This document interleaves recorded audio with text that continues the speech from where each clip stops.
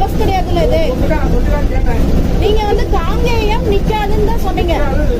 Ticket வந்து ஜாஸ்தின்னு சொல்லி ஏத்தல, யாரையுமே ஏத்து. எப்படின்னா ஒரு நார்மலா ஏறும்போது தான் ஏறுவாங்க. டிக்கெட் விலை கேட்டுட்டா ஏறுவாங்க. டிக்கெட் விலை கேட்டுட்டு தான் ஏறுவாங்களா எல்லாரும்? பஸ் ஏறும்போது டிக்கெட் விலை கேட்டு தான் ஏறுவாங்களா? ஏசி பஸ் இருந்தா கூட கேட்டுட்டு ஏறுங்க, நியாயம் இருக்குது. ஒரு சாதாரண பஸ்ஸுக்கு எதுக்கு கேட்டுட்டு? நான் இங்கிருந்து பேசுறேன். உங்க ஏசி பஸ் ரிப்பேர், அதனால நார்மல் பஸ் கொடுத்து விட்டாங்க, சரியா?